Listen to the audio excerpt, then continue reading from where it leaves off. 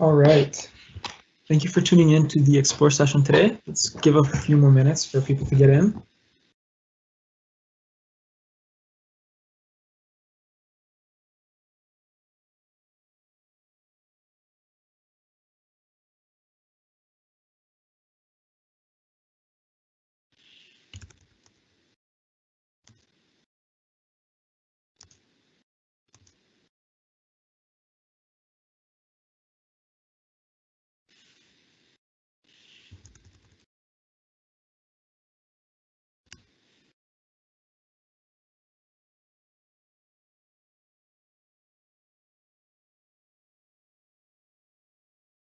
Okay. So we'll take care of a few housekeeping items real quick here. So this is a live event, so you don't have audio and video, so you're watching just me in the presentation today.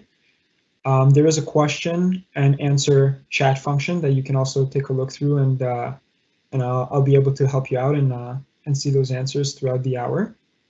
And I'll be here till 3:30 today, so if you have any questions after that, me and my team will be able to help you out, and we'll get some questions figured out. As well, this presentation is recorded, so it will be posted on our website. Okay.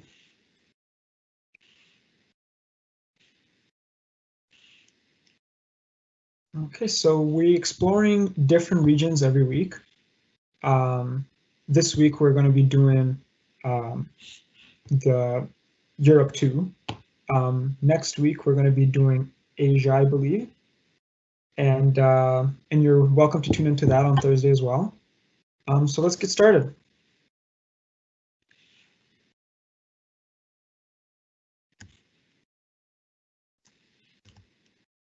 Okay. So I'll introduce myself first. My name is Daniel.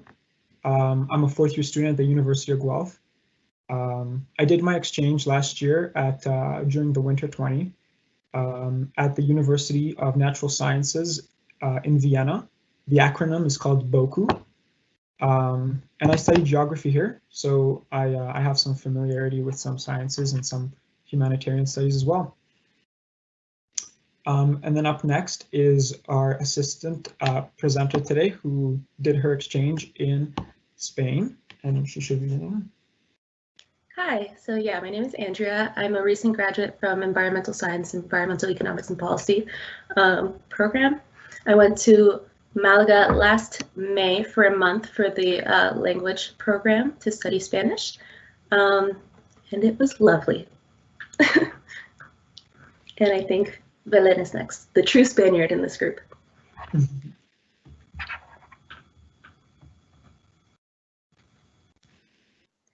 Hi, so my name is Belen. I'm from Spain, as they commented already, and I actually did my exchange here in Guelph, and I'm in my last year of my undergrad in psychology.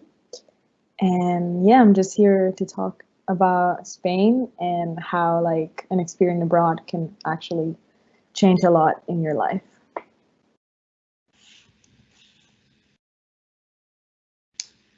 Great, thank you so much for joining us today, and we do get a special treat today for seeing both people going out and exchange students coming in, so that's an interesting perspective.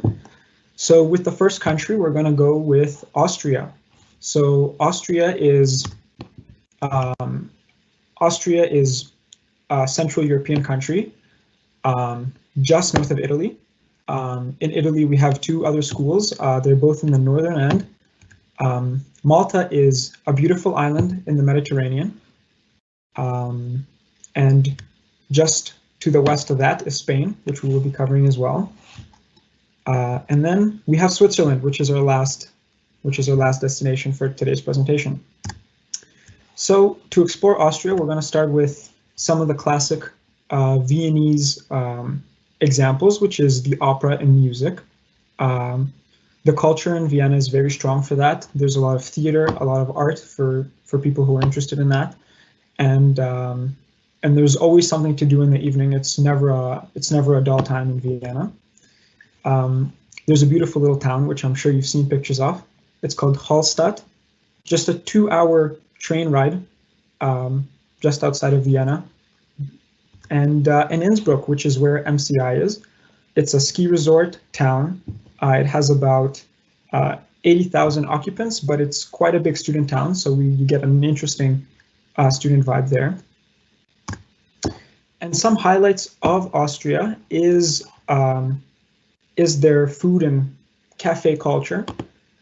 They eat a lot of meat, and as you see here on the very top is the Wiener Waschelstand, which means Viennese sausage stand, and they basically serve hot dogs without buns, just on a plate. So I guess it's something specific for everybody. The cafe scene is really nice in Vienna and in the rest of Austria, where they have these huge traditional cafes, and people just go in and try these unique apple fritter type of desserts called apple strudels, and they're very popular. They have a little bit of cream on them, and they're quite delicious.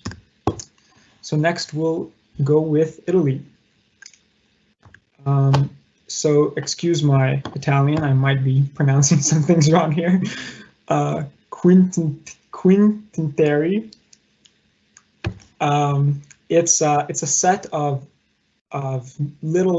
three towns that are built on the cliffs of the coast, and they make beautiful scenery. Next we have Venice, which is one of the great cities of the world, located right at the very north of Italy, and that is also where one of the host schools are located. And then we have one of the most popular European destinations, which is Rome and the Vatican City. Super well located in central Spain, in central Italy. They have amazing transportation, very quick, and there's so much to do in Rome that no matter what time of the year you go, you're always going to be busy and looking for more adventure there.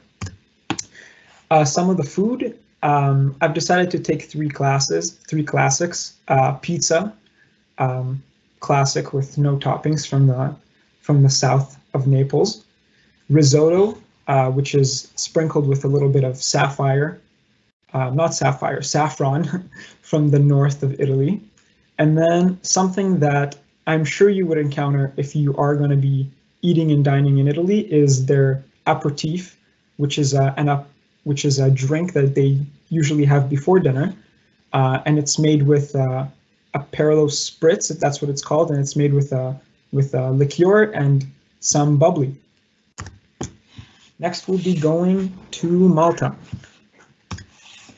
So Malta is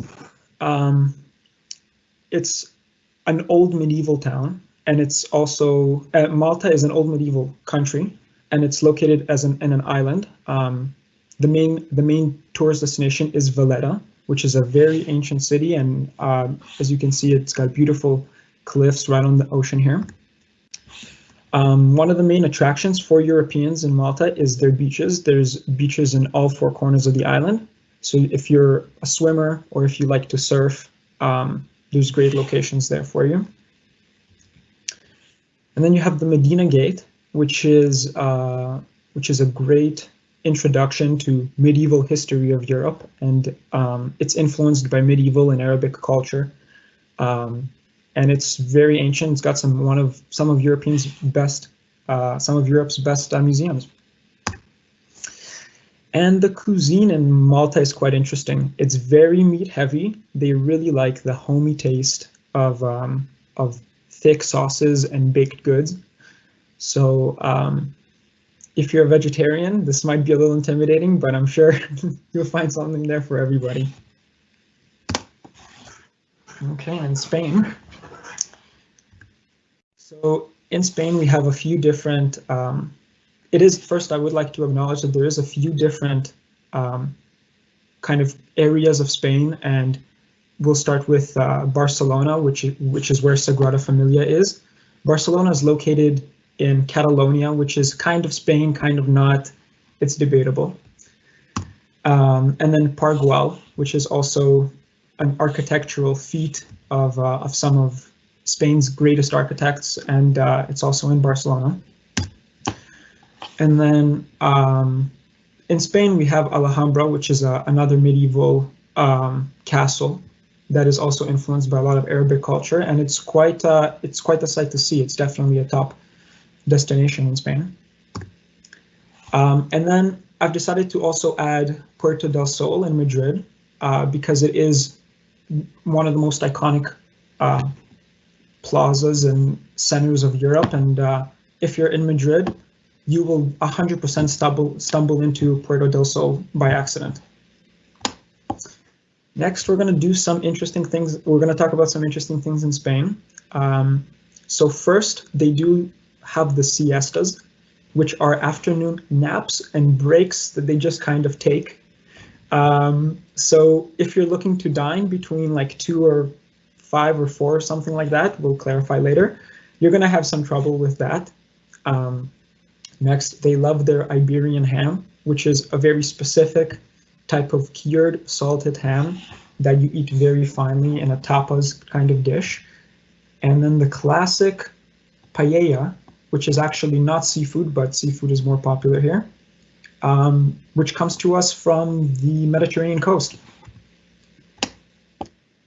And then finally, we are going to be exploring Switzerland. So in Switzerland, you have these beautiful rural Swiss Alp communities. If you're going to be traveling in Switzerland, I guarantee that you're going to be going to many of these kind of communities just to see the sights and the uniqueness of the surrounding environment, because they're all different. Some of the main cities and attractions is in Lucerne, which is a medieval town that has the longest wooden surviving bridge, I think. And it's got some amazing history and science and art. A lot of architectural design comes from Lucerne, and it's another very interesting destination in Switzerland. Next, we have Bern, which is a smaller town. It's located on a semi-island in Switzerland, and it is a very interesting clock-based community where a lot of really professional scientists and culture and European infrastructure originated. So the Swiss aren't necessarily known for their great food, but they do have great cheese. So if you are going to be there, you've got to try the fondue and all sorts of cheeses that they have. And the clock tower that you see before you is actually a clock tower in Bern. And that's not the only one. There's hundreds of them. So next we'll go into studying abroad. So the languages do vary depending on where you go, and that might be a challenge for some people. But again, the destinations are chosen that people do generally speak some English, and a lot of people who do go abroad recommend learning or taking the language courses at the school or beforehand, which is always a fun and adventurous idea to try to learn the language. So all the languages here are quite understandable, and Dutch, German, Italian, and Maltese are kind of simpler languages. And with Spanish also you have Catalonian, which is slightly different. But unless you're going to be living in Barcelona, you don't necessarily need to know Catalonian. In Switzerland, however, there are 4 different official languages, and most cities speak different languages. So in Zurich, they speak in Dutch, in German. In the south of Switzerland, they speak in Romanish and Italian, and in the west, they speak in French. So the currency exchange is also a big concern for a lot of students. There is a few different currencies that we are looking into. Swiss francs, which is only in Swiss, and then the other 4 countries are in euros. And I'm actually going to introduce one of our presenters, Belen, because she is from Spain, and maybe she can give us a hand on the grasp of some costs of Spain compared to Canada. Yeah, so Definitely, you can like tell that the currency is different. Coming here, the dollar is more expensive than the euro, but if you go there, actually, it will go the other way around. So it will feel cheaper, but it's actually cheaper. Like for example, groceries in Canada are way more expensive than like back home, at least in Madrid. So you can actually buy vegetables and fruits that are like way cheaper, and whereas here you got to spend a little bit more money. So I would say that's one of the biggest differences. However, here you can buy like bigger jars of milk or bigger boxes of cereal, whereas back home we don't have those family packs as often. We will have like different grocery stores for families, but we have also like, especially in Madrid, like smaller grocery shops where you just go and buy like breakfast for one day, which is very convenient sometimes, but some other times if you want to do like, you know, big grocery shopping day, you got to go to those special like stores. Perfect, thank you. So yeah, there is a cultural difference of how you do your shopping. There is a cultural difference of with the sizes and how often you do it.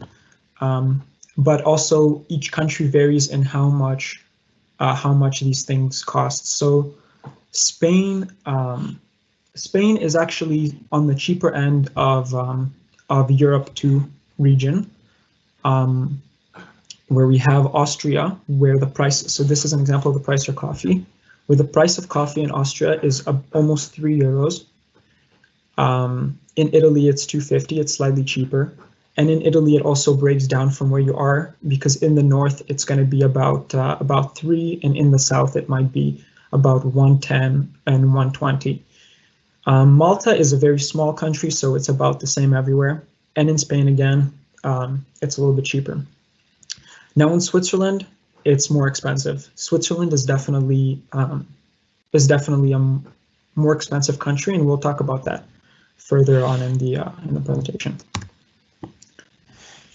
So the cost of living in Malta, Italy, and Austria is slightly higher than Canada, but that also includes food, entertainment, and housing. I personally went to Austria, and I know that housing there is cheaper than it is in Canada, but food is more expensive. So if you are someone who eats less or doesn't do as much entertainment, then maybe you'll have a cheaper experience in one of those countries. But I'm actually going to send it over to Andreas because she was in Spain, and maybe we can get her opinion on the housing situation there. Hi, yeah, so my personal living situation, I was trying to find out what the service was called that we went through to find housing specifically. It was offered by the university. They presented options for finding housing.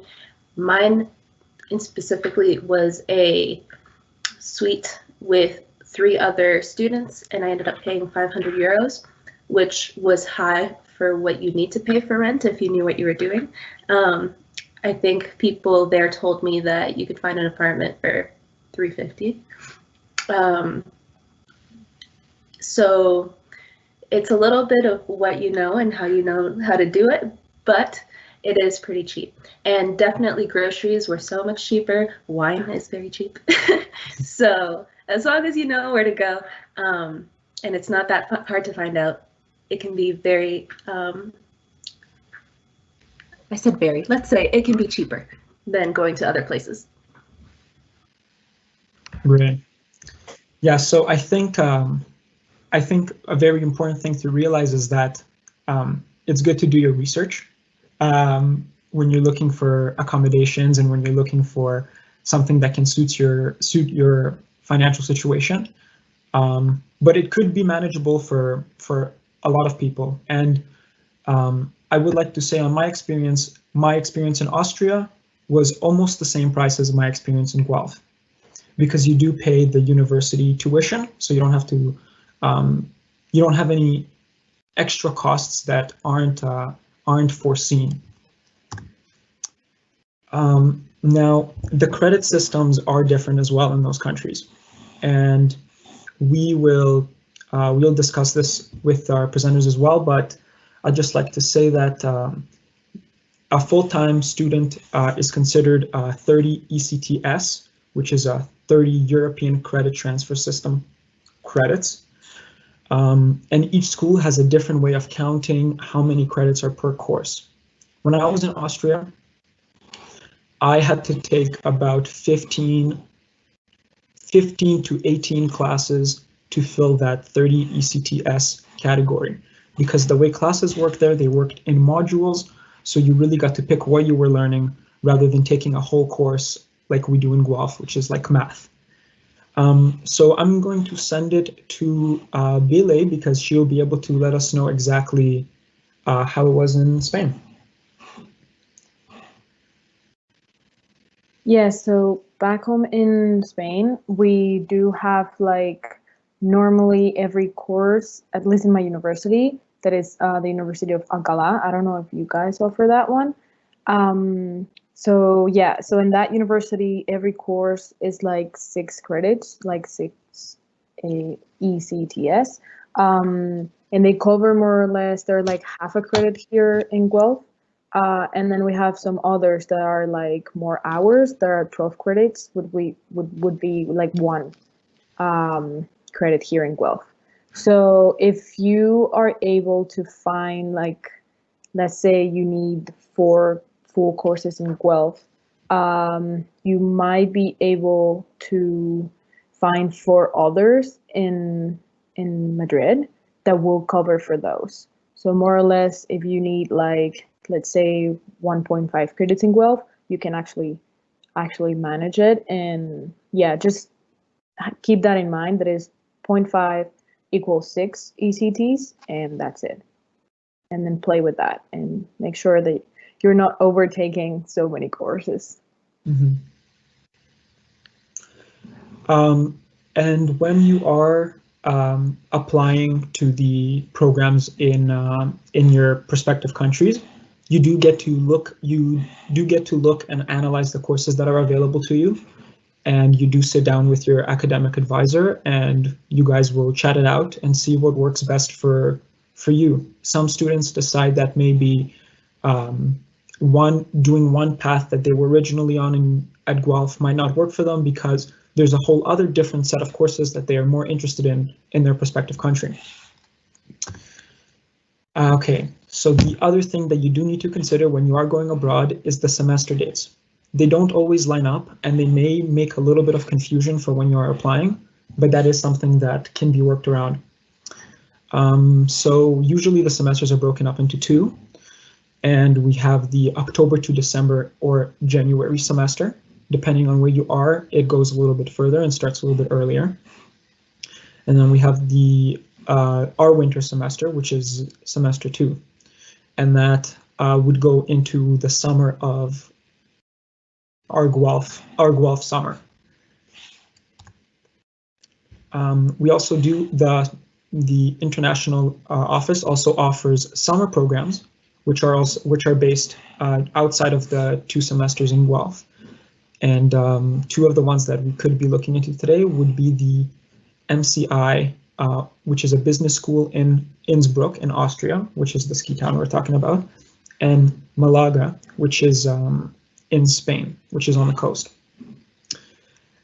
So I'm actually going to pass it on to Andreas, because I know that she has some experience with there, and maybe she could give us some insight on the program. Sure thing. So I would have loved to do a semester abroad. That was always part of my plan going to university, but then I ended up in the co-op program. So any of you who are in the co-op program know that there's quite a strict schedule, and it doesn't really allow for semesters abroad, which is why I chose to do a month abroad during the summer in my the summer between my second last and last year. And for credits, I ended up doing, so basically you show up and they do a little language test on you. You speak to one of the teachers. I happen to already speak Spanish, but I went with some people who were basic level, and they set you up in a level of difficulty. And then based on that, you can negotiate or speak with your program counselor about what credit that will turn into a Guelph. So for example, I was in a C1 level Spanish class, and that translated to a 3000 level Spanish course at Guelph. However, it was a pass or fail, so I didn't get a number grade, but I got a pass. So very happy about that. Great. Well, thank you. And next, we are going to talk about how you can find more out about these programs, and they're available on the uog.ca/CIP.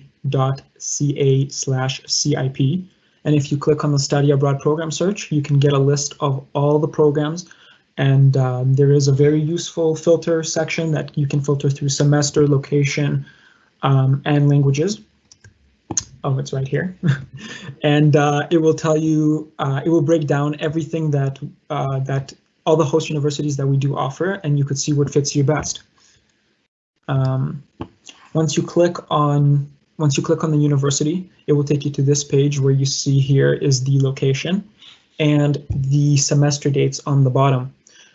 Under that, it would also give you the credit system. The credit system that we're focusing on is ETCS here because it is in Europe, but if you are going elsewhere, it might be different. So you would have to pay attention to that as well. And on the right, you have the language of instructions, which you will also need to double check because each course is offered in a different language. So that is also something that you can take a look at, and the fields of study that are available at this school. So I'm just going to quickly go over the schools and just so you guys have a understanding of the breakdowns here. So in Austria, we have BOKU, which is the University of Natural Sciences, and it's in Vienna. That's the biggest city in Austria. And then we have MCI, Management Center of Innsbruck. It's a smaller campus, but it's in the beautiful city of Innsbruck, and it's mostly business-based programs. In Italy, we have Kefukasari University, which is actually on the very coast of one of the grand rivers in Venice. And it's a very old university, and it gives students some of the most interesting opportunities to explore Venice like a local, which nobody really gets to do anymore.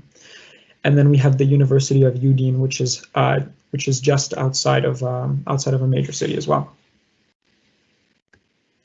In Malta, we only have one location that is a host, and it is the University of Malta.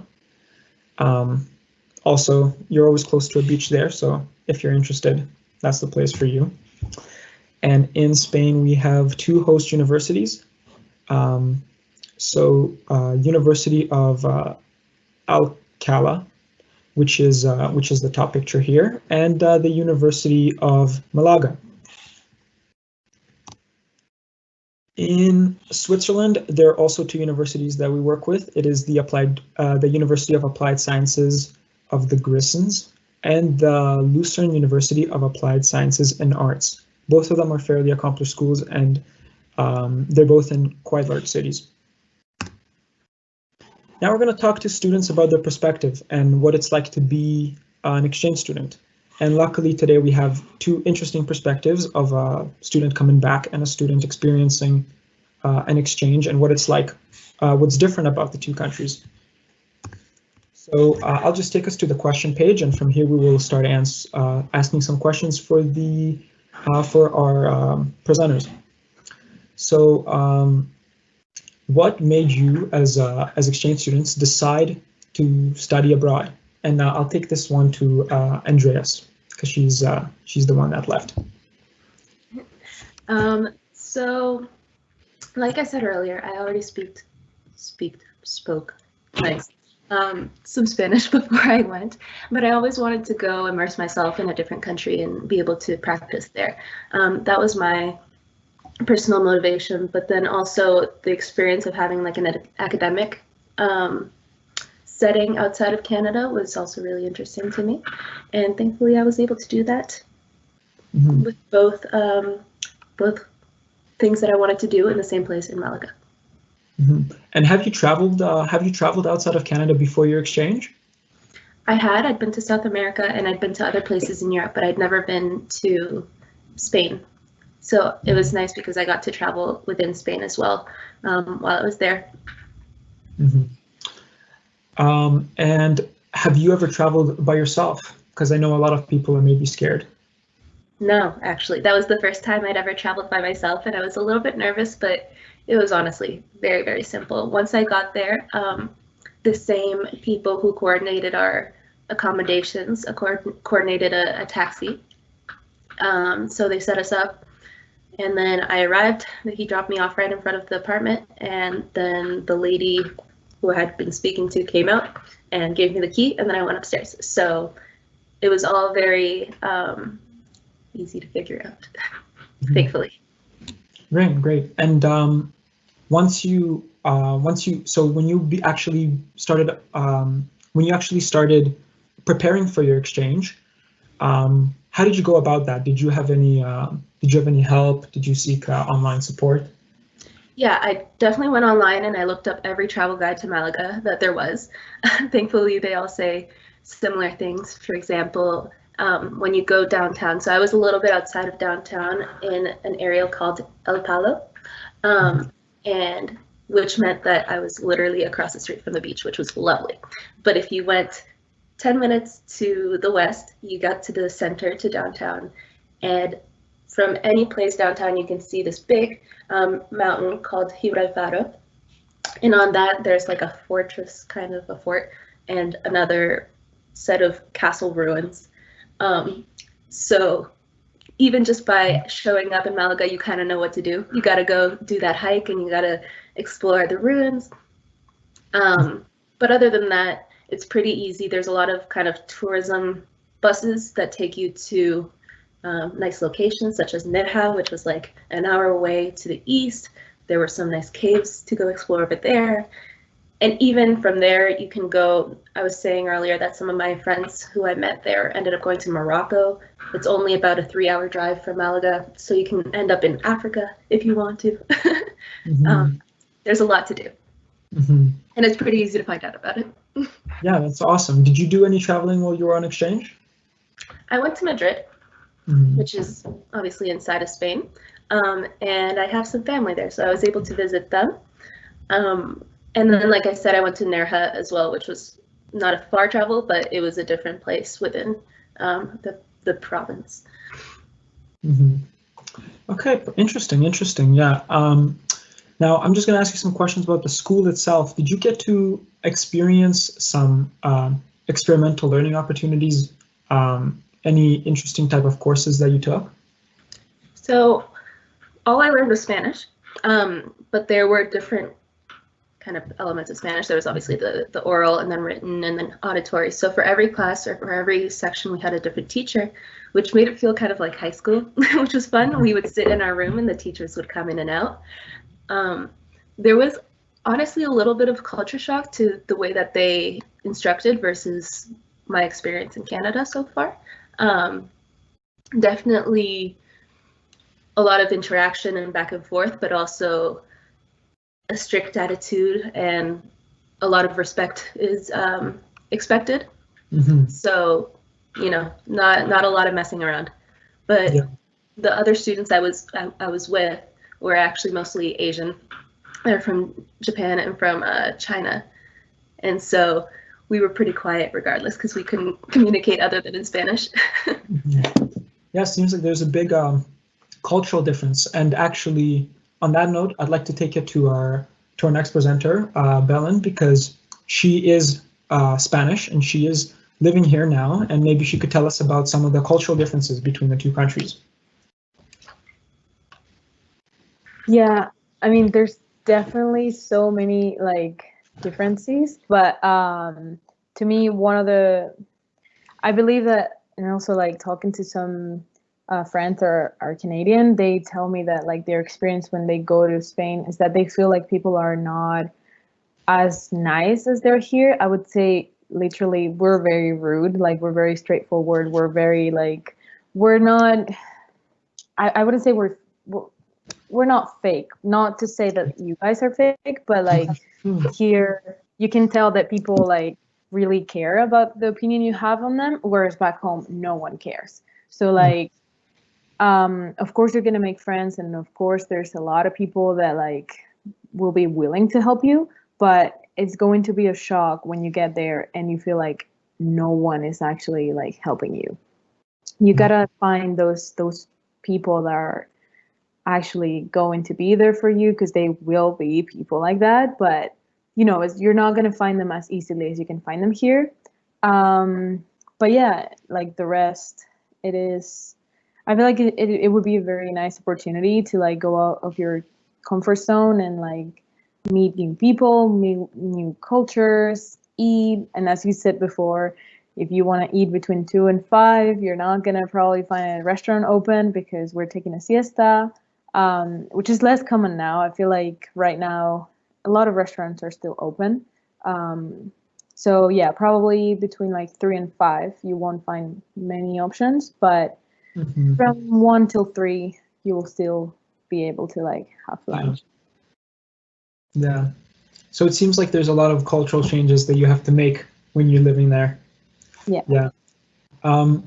Now, as you were saying about Canadians and how we might be fake, I'll take it back to Andreas, and maybe we can get a perspective of how she felt about being a Canadian in Spain, and were there any stereotypes associated with that? Yeah, well, I definitely landed and I was like eyes wide open looking around to see what the customs were and how people were behaving, because I didn't want to be weird, or I didn't want to, you know, act differently in a way that was offensive to anybody. Obviously, I was a little bit paranoid, but that's what I'm like when I go to different places. I don't want to offend anybody. And I would never say that they were rude, but people are definitely straight up. They will let you know if you're doing something right or wrong. So if you're worried about that, you don't have to be, because they will let you know. Other than that, though, in terms of being Canadian, the stereotype is true. Everybody loves Canadians. And they were willing to help me out.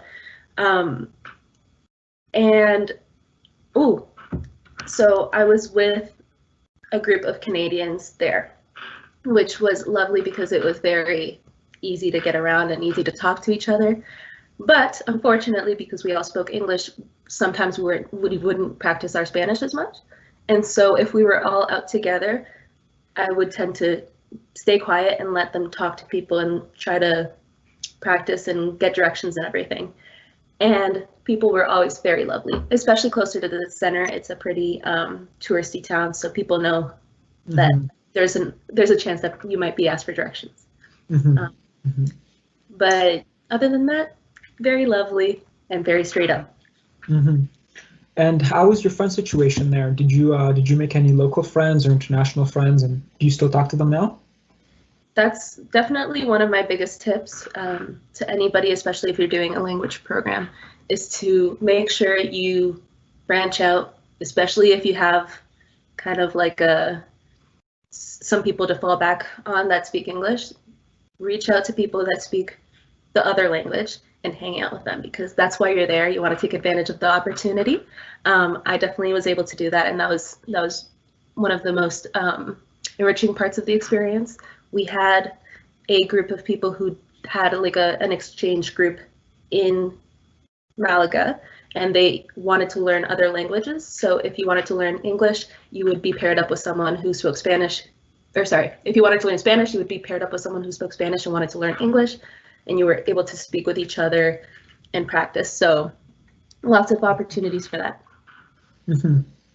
Very interesting. And through your preparation, because you were doing specifically a language course, so you must have taken the language back, but is there anything else that you learned about, or any other career opportunities or master programs, for example, that changed your perspective after you finished the program?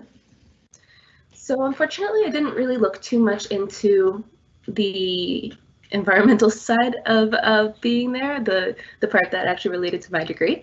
So the university campus that I studied on was specifically the International Center of Spanish. So it was focused on language.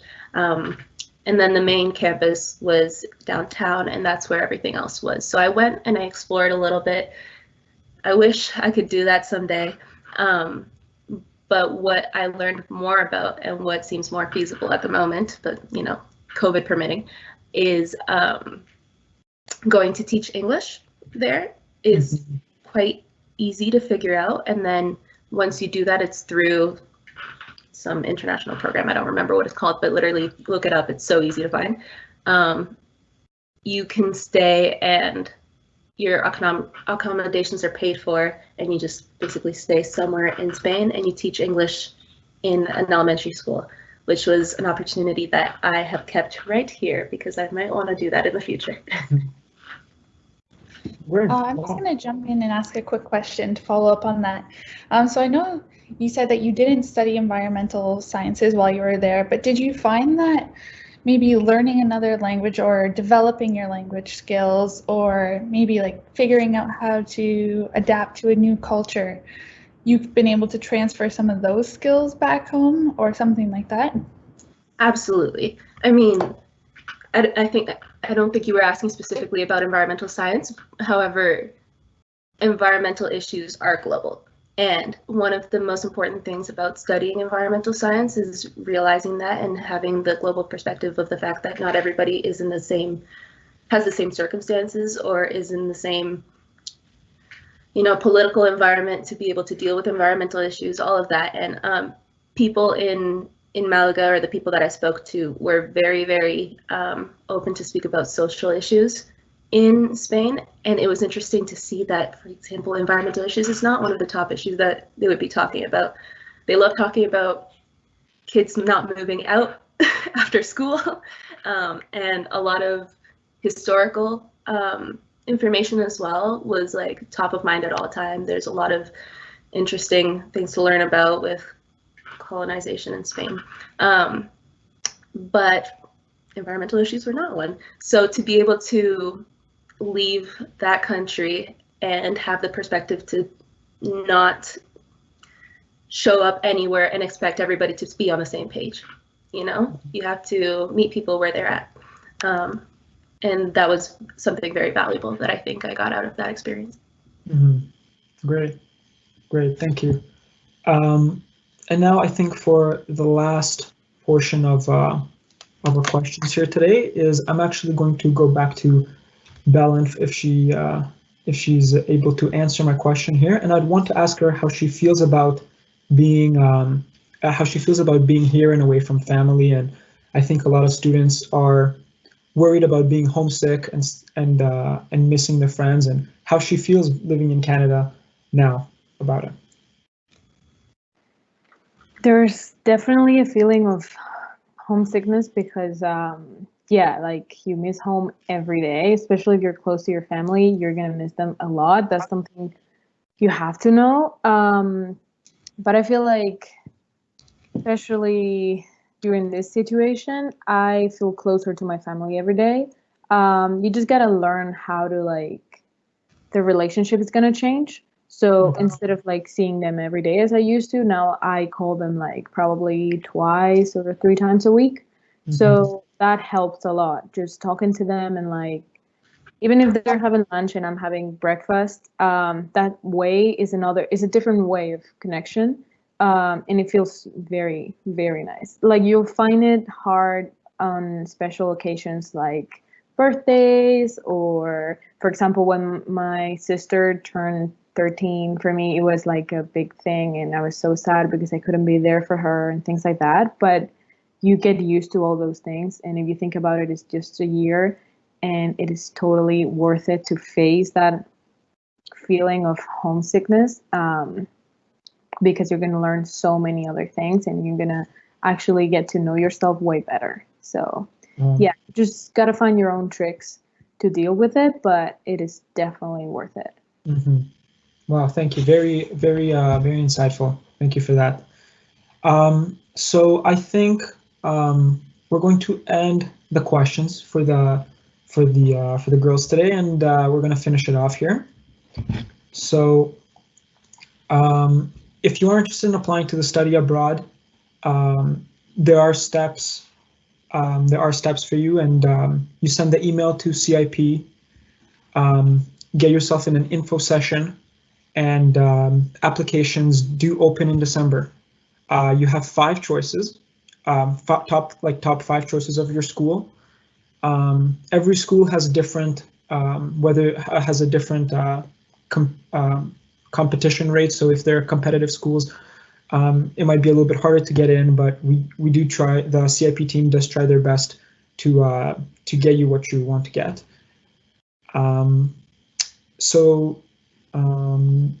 Things are a little bit different now due to COVID. However, we are going through the application process and hope that things do get a little bit better in the future.